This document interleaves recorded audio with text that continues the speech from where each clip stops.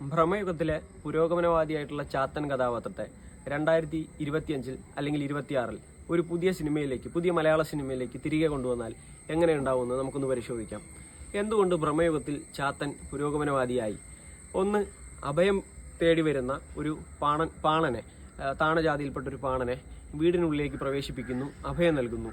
അവിടെ ഒരു ബ്രാഹ്മണനായിരുന്നെങ്കിൽ ഒരു കാരണവശാലും പാണന് അഭയം കൊടുക്കില്ല, മറിച്ചെന്ത് ചെയ്യും? പറഞ്ഞുവിടും. രണ്ടാമത്തെ പോയിന്റ്, പാണന് അന്നം നൽകുന്നു.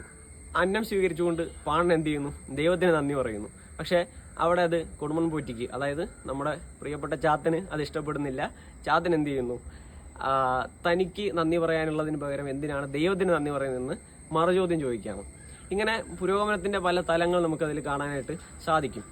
അത് മാത്രമല്ല, പലപ്പോഴും ബ്രാഹ്മണന്മാർ എപ്പോഴും ചെയ്തിരുന്ന ഒരു കാര്യം, ചാത്തന്റെ ശക്തികളെ പലപ്പോഴും അവരുടെ ആവശ്യങ്ങൾക്ക് വേണ്ടി, അവർക്ക് ബ്രാഹ്മണ്യത്തിന്റെ വഴികളിൽ കൂടി ചെയ്യാൻ കഴിയാത്ത പല നീച പ്രവർത്തനങ്ങൾക്ക് വേണ്ടി ദുരുപയോഗം ചെയ്തിട്ടുണ്ടായിരുന്നത്. പലപ്പോഴും ജോലി കഴിഞ്ഞ് വെറ്റില ചിലത്തിലേക്ക് തിരികെ പ്രവേശിക്കണമെന്ന് ചാത്തനോട് പറയുന്ന ആൾക്കാരാണ് ഈ ബ്രാഹ്മണർ. അങ്ങനെയുള്ള ബ്രാഹ്മണരെ വെല്ലുവിളിക്കുന്ന ചാത്തൻ സിനിമയുടെ അവസാനം എന്ത് ചെയ്യുന്നുണ്ട്? രക്ഷപ്പെടുന്നുണ്ട്. ആ ചാത്തൻ തിരികെ വന്നാൽ എങ്ങനെ ഉണ്ടാവും? പുതിയൊരു സിനിമയിലേക്ക്, പുതിയൊരു അന്തരീക്ഷത്തിലേക്ക്, പുതിയ ലോകത്തിലേക്ക്.